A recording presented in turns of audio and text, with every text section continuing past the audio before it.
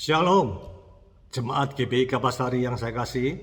Saya Daniel Setianto kembali berjumpa dengan saudara-saudara sekalian. Dan saya mengucapkan terima kasih kepada Bapak Gembala, Bapak Henok Gandawijaya yang sudah memberikan kesempatan di awal tahun ini untuk menjadi berkat bagi sidang jemaat di GBI Kapasari ini.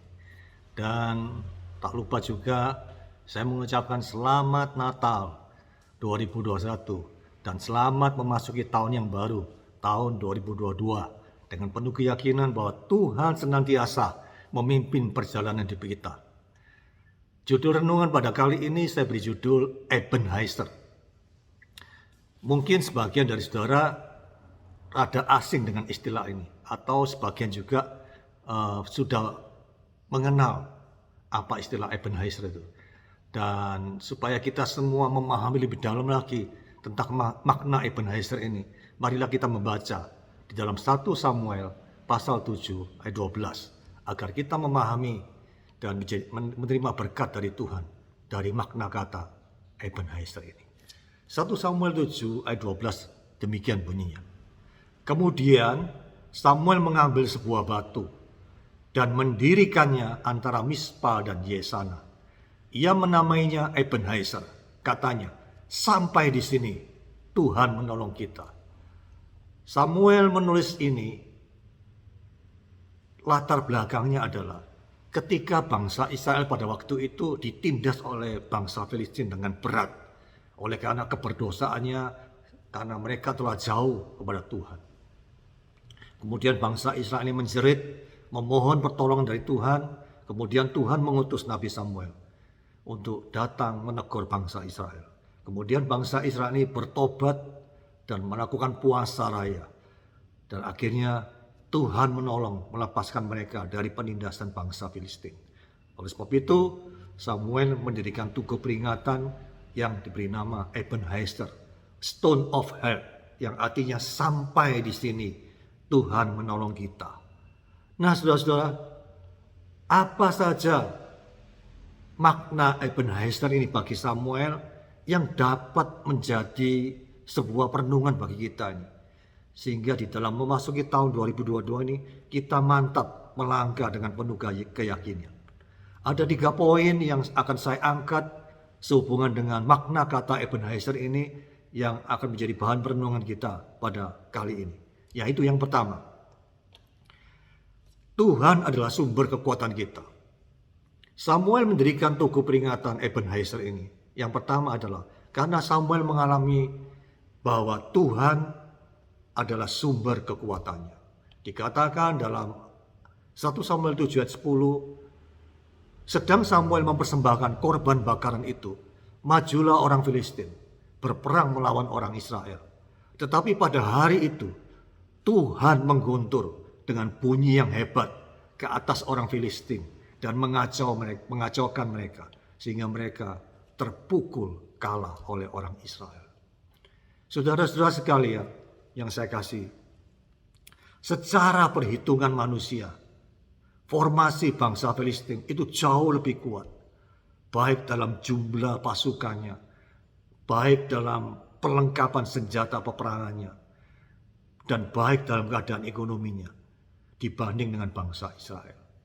Tetapi pada waktu itu, bangsa Israel tidak lagi mengandalkan kekuatannya sendiri, tetapi mengandalkan Tuhan sebagai Allah pembelanya. Formasi boleh kalah, persenjataan boleh kalah, kekuatan boleh kalah, tetapi jika Allah di pihak kita, maka kemenangan ada di pihak kita. Pada waktu itu, Tuhan sendiri yang berperang bagi Israel. Sang pencipta alam semesta ini turun tangan sendiri membela umatnya. Jadi jika Allah sang pencipta itu melawan, menghancurkan musuh-musuh kita, maka sesuatu hal yang pasti adalah kemenangan ada di pihak kita. Kita memang penuh kelemahan, tapi pembelaan Tuhan itu sudah lebih dari cukup untuk menghancurkan semua musuh-musuh kita. Itulah cara Tuhan yang disadari oleh Samuel bahwa Tuhan itu adalah sumber kekuatannya. Demikian juga dengan kita semua orang-orang percaya. Kita juga di dalam memasuki tahun 2022 ini, Yakinlah dan andalkanlah Tuhan sebagai sumber kekuatan kita. Dengan cara Tuhan, baik dengan cara insert langsung di dalam kehidupan kita, Tuhan hadir dalam kehidupan kita secara langsung. Kadang juga Tuhan bisa menuntun kita, memberikan hikmat kepada orang percaya untuk menghadapi persoalan demi persoalan yang kita hadapi. Disertai dengan favor Tuhan, disertai dengan kasih karunia Tuhan, disertai dengan kemurahan hati Tuhan, maka kita akan mampu menghadapi dan bahkan kita akan mengalami kemenangan di dalam menghadapi persoalan hidup kita. Saudara-saudara sekalian, pernahkah kita menjumpai seseorang yang ketika melakukan apapun juga dibuat berhasil? Ada orang buka toko, ya, di deretan penjual-penjual toko yang lain, jualannya sama, tetapi kenapa hanya toko ini yang lebih laris daripada toko yang lain? Baik harga barangnya, kualitas barangnya sama semua. Dan itu semua berbicara, Pak, itu ada favor Tuhan. Kemurahan hati Tuhan menyertai orang itu. Ada orang dibuat berhasil untuk segala rencananya. Buat rencana ini berhasil, buat rencana ini perjalanan hidupnya itu penuh dengan keberhasilan. Itu juga oleh karena favor yang Tuhan curahkan di dalam kehidupan orang-orang tersebut. Dan pada masa pandemik ini, COVID sudah berjalan kira-kira 2 tahunan. Ada banyak orang yang mengalami goncangan demi goncangan di segala aspek kehidupannya. Diterpa dengan banyak persoalan yang bertubi-tubi, baik ekonomi, kesehatan, maupun keluarga dan sebagainya. Mungkin dalam pemikiran kita, waduh kita ini habis-habisan sudah. Namun, jika kita tetap eksis di masa krisis ini, itu semua campur tangan Tuhan, favor Tuhan, menyertai kehidupan orang percaya. Berikan kemuliaan bagi nama Tuhan. Haleluya. Di dalam Yesaya 40 ayat 31 dikatakan, tetapi orang-orang yang menanti-nantikan Tuhan mendapat kekuatan baru. Mereka seumpama Raja Wali yang naik terbang dengan kekuatan sayapnya. Mereka berlari dan tidak menjadi lesu. Mereka berjalan dan tidak menjadi lelah. Saudara, dikatakan orang yang menanti-nantikan Tuhan. Istilah menanti-nantikan Tuhan itu dalam bahasa aslinya kafa. Artinya mengharapkan dengan sangat. Jadi orang yang menanti-nantikan Tuhan itu adalah orang yang mengharapkan dengan sangat akan pertolongan Tuhan. Dia akan mendapat kekuatan baru. Artinya dalam bahasa aslinya kekuatan baru adalah mampu, diberikan kemampuan untuk melewatinya. Jadi orang yang menanti-nantikan Tuhan, orang yang mengharapkan dengan sangat, itu akan mampu melewati semua persoalannya. Dia diumpamakan seperti Raja Wali. Sudah tahu gak? Burung Raja Wali ini memiliki kebiasaan yang unik. Setiap kali dia terbang menghadapi badai, ketika badai menerpa kehidupannya, dia bukan berada di dalam badai itu, atau bahkan di bawah badai itu. Tetapi burung Raja Wali ini justru dia terbang naik di atas badai itu. Terbang naik, melintasi badai. Demikian juga setiap orang percaya itu. Seperti burung Raja Wali. Seperti janji Tuhan yang tertulis dalam Yesaya 40 ayat 31 ini. Karakter seperti inilah yang harus dimiliki oleh setiap orang percaya. Memiliki keberanian untuk menghadapi badai persoalan hidup. Tapi saudara-saudara, pada kenyataan ini ada banyak orang-orang Kristen yang pada akhir-akhir ini justru larut dan tenggelam dalam badai persoalan. Seringkali kita dikalahkan oleh situasi atau keadaan-keadaan yang mendesak kita, menjerumuskan kita kepada kehancuran.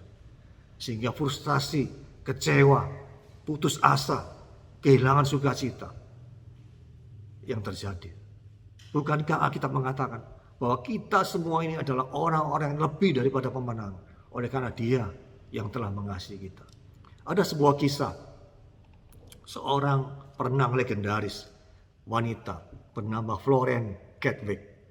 Pada tahun 1952, ia mengambil tantangan untuk berenang di dalam suhu yang dingin dari Pulau Catalina menuju pantai California yang jaraknya itu kira-kira mencapai 26 mil dengan diapit 2 perahu kecil kiri kanan.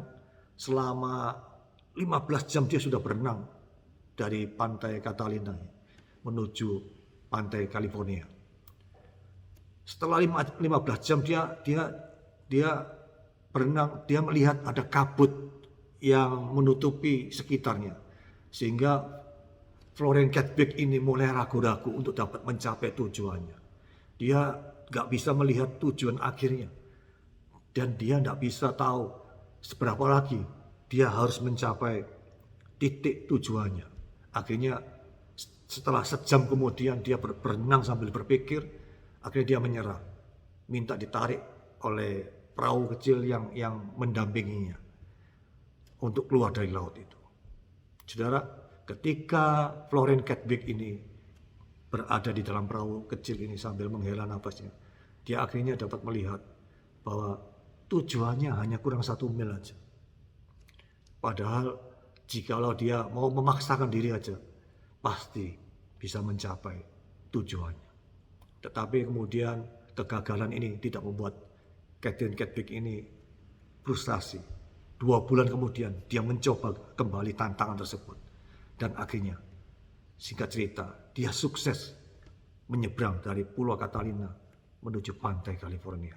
Dengan apa? Dengan sebuah keyakinan bahwa dia mampu dengan kekuatannya bersama-sama dengan Tuhan dapat mencapai garis finish. Dia tidak peduli ada kabut di depannya yang menutupi tujuannya, tapi dia bisa menghitung kekuatannya bersama-sama dengan Tuhan.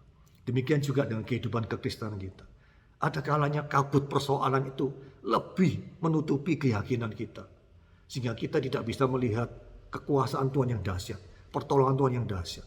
Bukan Tuhan kita adalah Tuhan yang El Shaddai, yang sanggup berbuat apa saja dengan dahsyat. Tetapi karena kabut persoalan itu, kita akhirnya fokus kita lebih tertuju kepada persoalannya, bukan kepada kedahsyatan Tuhan. Sehingga Allah yang ada dalam kehidupan kita ini tertutupi oleh kabut persoalan itu, dan kita menyerah dan merasa gagal. Seperti Daud yang pernah berkata dalam Mazmur pasal 23, seperti Daud yang mengatakan, sekalipun berjalan dalam lembah-lembah bayang-bayang maut, aku tidak takut bahaya, sebab Engkau beserta. Demikian juga dengan kita. Jika kita bisa melewati tahun 2021 ini hingga finishing well, maka tetaplah yakin bahwa Allah yang kita sembah ini, Allah di dalam nama Yesus Kristus ini, juga akan menyertai kita di tahun 2022. Bahkan memberikan kemenangan demi kemenangan. Sehingga tahun 2022 ini pun kita akan tetap mendirikan batu Ebenezer, Stone of Help, dalam jejak-jejak perjalanan hidup kita. Dan ini terjadi bukan dengan kekuatan kita, tetapi karena kekuatan Tuhan. Karena Tuhan berperang bagi kita. Berikan kemuliaan bagi nama Tuhan. Itu yang pertama, saudara-saudara sekalian. Makna dari Ebenezer, Tuhan adalah kekuatan kita. Makna yang kedua, Tuhan adalah sumber kasih karunia. Yang pertama, Samuel mengatakan bahwa Tuhan adalah sumber kekuatannya. Yang kedua, Samuel juga mengatakan bahwa Tuhan adalah sumber kasih karunia-Nya. Di dalam 1 Samuel 7 ayat 13 dikatakan, demikianlah orang Filistin ini ditundukkan dan tidak lagi memasuki daerah Israel. Tangan Tuhan melawan orang Filistin seumur hidup Samuel. Dikatakan dalam ayat ini bahwa sepanjang kepemimpinan Samuel sebagai hakim atas bangsa Filistin, atas bangsa Israel, bangsa Filistin ditundukkan dan ada pembelaan tangan Tuhan seumur hidup Samuel, sehingga bangsa Filistin tidak berani menyerang bangsa Israel kembali. Hal ini tercatat sebagai kesaksian bahwa penyertaan Tuhan terhadap Samuel begitu nyata dan luar biasa. Samuel adalah orang biasa, sama seperti kita, tetapi Samuel diurapi Tuhan dan menjadi contoh bagi kita bahwa orang-orang yang berharap kepada Tuhan akan mendapat pembelaan Tuhan, akan mendapat kasih karunia Tuhan. Dan ini benar-benar tercatat dan didirikannya batu Ebenezer untuk memperingatinya. Tuhan ingin agar kita semua mengenal kasih karunia-Nya. Ia ingin kita mempelajari, kemudian mengalaminya dalam kehidupan kita. Kasih karunia itu artinya sesuatu yang baik, yang sebenarnya tidak layak kita terima. Bangsa Filistin lebih kuat, tetapi bangsa Israel bisa mengalahkannya. Kasih karunia adalah ketika Allah dengan cuma-cuma mencukupkan segala sesuatu yang kita butuhkan. Segala sesuatu yang tidak bisa kita dapatkan, dengan kekuatan kita sendiri. Segala sesuatu yang tidak bisa kita bayar dan segala sesuatu yang tidak layak kita dapatkan. Kasih karunia menawarkan apa yang sangat kita butuhkan sebagai manusia, di mana hanya Tuhan yang dapat memberinya. Kasih karunia Tuhan dimulai dari pengorbanan anaknya yang tunggal di atas kayu salib. Dia mati demi kita. Kita semua terbebas, lepas dari ikatan dosa yang membinasakan. Dan setelah itu, dalam perjalanan pertobatan kita ini pun, kasih karunia demi kasih karunia terus akan melimpah menyertai kehidupan kita. Haleluya. Saudara sekalian, saya sering menempuh perjalanan dari kota Bandung menuju kota Surabaya. Karena memang kota Surabaya adalah kota kelahiran saya.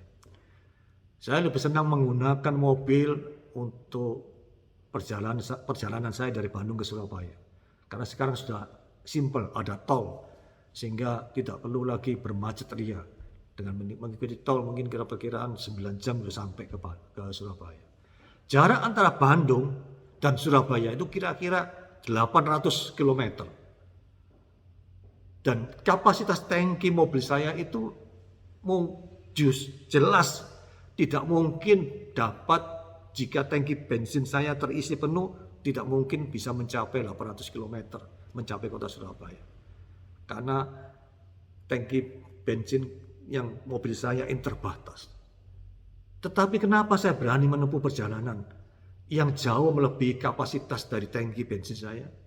Jawabnya adalah simpel. Karena ada pom bensin di dalam perjalanan tujuan saya menuju ke Surabaya. Ada banyak pom bensin di setiap kilometer-kilometer yang telah ditetapkan. Saudara-saudara sekalian, demikian juga dengan kehidupan kita. Walaupun kekuatan kita terbatas, kita tetap berani menghadapi kehidupan yang keras dan cadas ini. Oleh karena ada pom bensin di sepanjang perjalanan kehidupan yang kita lalui ini. Dan pom bensin itu adalah kasih karunia Allah yang Tuhan sediakan bagi orang percaya. Sehingga kita tidak perlu khawatir menghadapi situasi dan kondisi dunia. Bahkan akan ada banyak Ebenezer yang akan kita dirikan.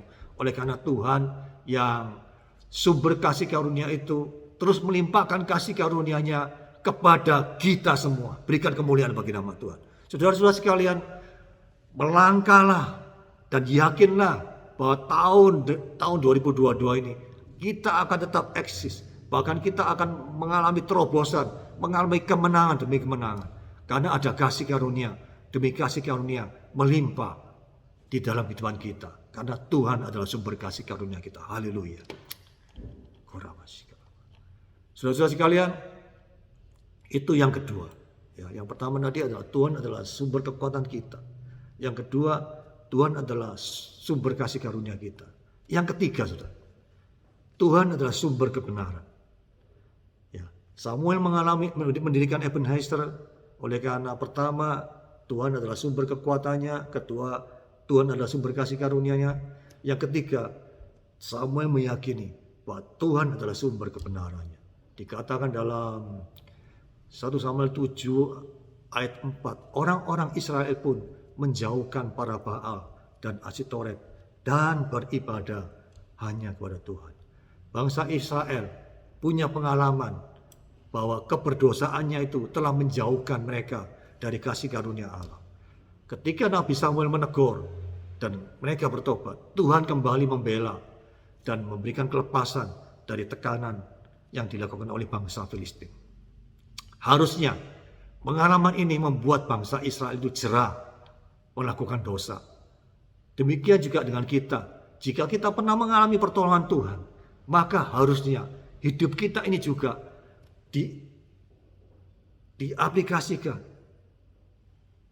diapresiasikan untuk menyukakan hati Tuhan, agar pembelaan Tuhan senantiasa ada dalam kehidupan kita. Bagaimana kita bisa mengalami Ebenezer jika kita tidak bisa membangun keintiman dengan Tuhan? Bagaimana Tuhan yang adalah sumber kebenaran, tapi kita anak-anaknya tidak hidup dalam kebenaran?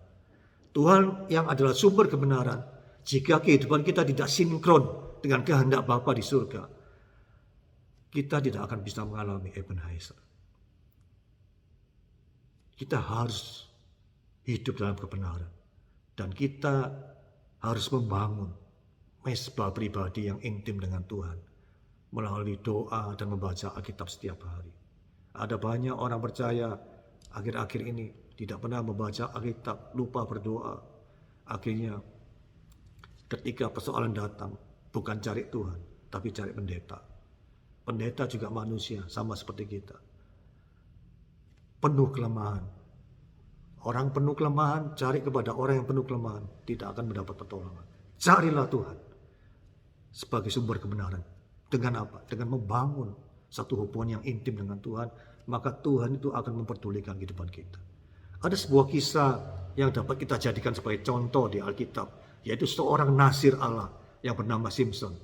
Simson adalah orang yang diurapi Tuhan, namun sikapnya lebih menuruti kehendak hawa nafsunya daripada kehendak Tuhan. Di dalam Hakim-Hakim pasal 16 dikatakan, pasal 16 ayat 20, lalu berserulah perempuan itu, orang Filistin menyergap engkau Simson, maka terjagalah ia dari tidurnya, serta katanya, seperti yang sudah, aku akan membebaskan dan akan merontah lepas. Tetapi tidaklah diketahuinya bahwa Tuhan telah meninggalkan dia. Simson punya pengalaman bersama dengan Tuhan dalam menghadapi bangsa Filistin. Namun karena tidak menjaga kekudusan, maka pengurapan Tuhan undur darinya. Akhirnya bangsa Filistin dapat menaklukkannya. Ya. Ada banyak kekristenan yang tidak menjaga kekudusan hidupnya, tidak hidup benar di mata Allah. Oleh sebab itu ada banyak yang mengalami kejatuhan, hidup dalam kelemahan iman, hidup dalam kerapuan, sehingga tidak menjadi kesaksian bagi banyak orang. Harusnya setiap orang percaya yang pernah mengalami Ebenezer dalam hidupnya tetap menjaga hati dan pikirannya untuk sinkron dengan kehendaknya, menjauhi larangannya, mengikuti kehendaknya, sehingga kita semua dapat mendapatkan satu perhatian yang khusus dari Tuhan. Orang-orang yang mengasihi Tuhan dengan membangun mesbah pribadi, membangun keintiman dengan Tuhan, orang-orang seperti itulah yang akan mendapat perhatian khusus dari Tuhan. Jika orang itu hanya sekedar Kristen aja, maka percuma, saudara. Dia akan mengalami kondisi yang makin hari makin terpuruk. Kita boleh saja baca koran pikiran rakyat, tetapi sudah pikiran Allah jauh lebih bermanfaat untuk membangun iman kita. Kita nggak ada yang larang membaca koran Kompas, tetapi bacalah Kompas kehidupan, yaitu Alkitab yang dapat menuntun kehidupan kita menuju jalan kemenangan demi kemenangan. Koran Jawa Pos, Surabaya Pos, Sriwijaya Pos boleh kita baca, namun lebih penting Surga Pos yang jauh lebih membawa kita kepada kehidupan yang akan datang, yang penuh kemenangan bersama-sama dengan Tuhan. Saudara-saudara sekalian, mengapa Tuhan lebih merindukan Pondok Daud dibangun kembali daripada Bait Suci Salomo yang penuh dengan kemegahan? Karena di Pondok Daud itu ada penyembahan 1 hari 24 jam. Penyembahan yang tidak pernah putus. Selama 3 bulan di rumah Obed-Edom, itu Daud dan semua tim Lewi itu melakukan penyembahan yang tidak pernah putus. Kenapa, saudara? Karena Daud itu sadar bahwa dengan membangun keintiman dengan Tuhan, dia akan mengalami satu kekuatan di dalam menghadapi situasi yang sesulit apapun. Bait Salomo pada awalnya mungkin ada awan Shekinah glory, kemuliaan Tuhan turun. Tapi selanjutnya di dalam Bait Salomo itu cuma ada ibadah-ibadah yang bersifat liturgis, ibadah yang bersifat ornamental. Tidak ada satu penyembahan yang esensial di mana ada satu persekutuan pribadi yang indah dengan Tuhan. Ada banyak orang datang beribadah, berdoa di gereja setiap minggu, tetapi tidak mengalami perjumpaan dengan Tuhan seperti Bait Salomo ini. Hari Minggu berdoa, hari Senin hingga Sabtu berdosa. Ada banyak orang Kristen yang mengkultuskan minyak urapan, anggur perjamuan, lambang-lambang salib Kristus, yang pada hakikatnya semua itu menggeser posisi Tuhan yang harusnya utama dalam kehidupannya. menggantikannya dengan minyak urapan, anggur perjamuan, ataupun lambang salib dan sebagainya. Itu semua sudah melukai hati Tuhan. Tuhan ingin kita punya satu hubungan yang harmonis dengan Tuhan. Satu kesatuan bersama-sama dengan Tuhan. Ketika beberapa tahun yang lalu, saya mendapat anugerah untuk ziarah ke Israel dengan istri saya. Dan ada beberapa tempat yang sangat berkesan yang menjadi satu bahan perenungan dan penguatan iman saya. Dan salah satunya ketika kita memasuki makam Raja Daud. Sementara rombongan itu pada melakukan ritual berfoto-foto ria, ya, ada juga yang melakukan satu ritual ibadah dan sebagainya. Tapi pada waktu itu, ketika di tengah hiruk pikuk orang yang lalu-lalang di sana, itu ada suara yang berbicara dalam hati. Mungkin bagi sekelompok orang Kristen tertentu ini rema atau suara Tuhan khusus bagi saya, atau apalah, whatever lah. Itu suara apa? Tapi suara itu membawa saya untuk lebih perhatian kepada situs atau artefak dari makam Raja Daud. Kamu masuk. Dan ketika saya masuk di dalam makam Raja Daud ini, saya cuma bergumam, Tuhan, saya sudah masuk nih, apa yang saya harus lakukan? Kemudian suara itu berbicara lagi, Daniel, di sini dibangun makam seseorang yang memiliki hati yang kau rindukan, hati yang menyembah.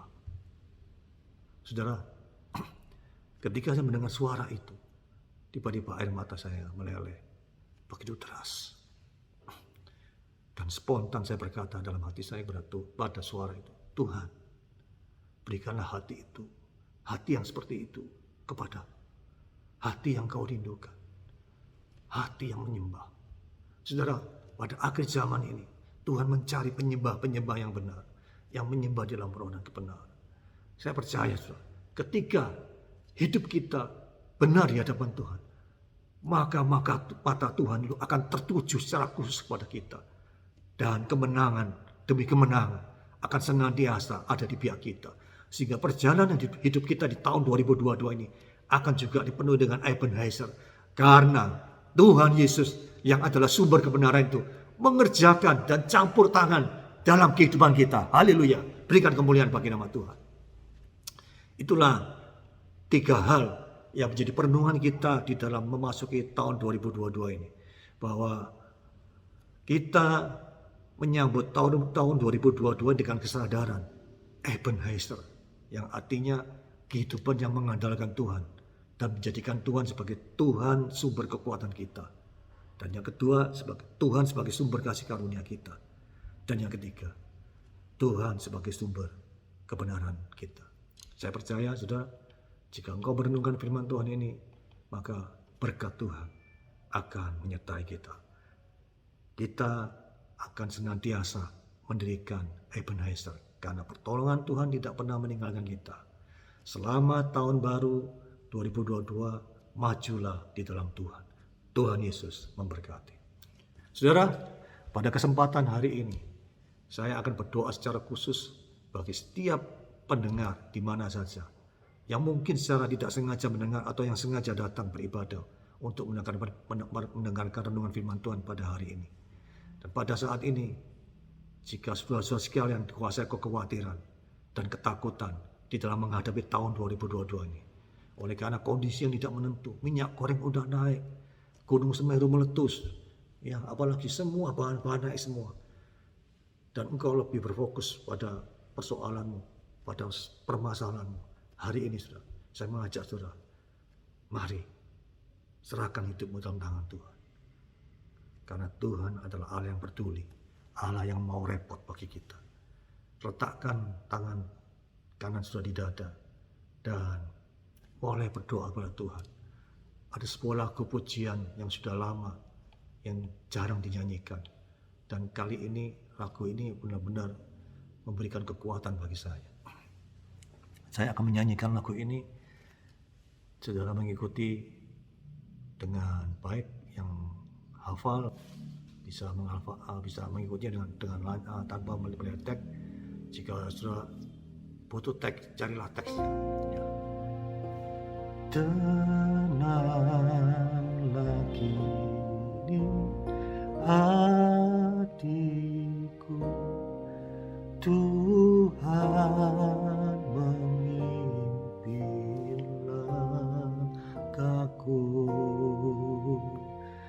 di tiap saat dan kerja, tetap ku rasa tangannya. Tuhanlah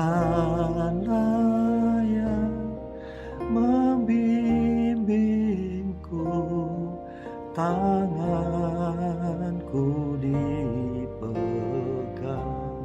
teguh, hatiku berserah penuh, tanganku dipegang teguh. Di malam yang gelap benar, di taman indah dan segar, di taufan dan di laut tenang, tetap tanganku dipegang. Tuhanlah yang membimbingku, tanganku dipegang teguh, hatiku berserah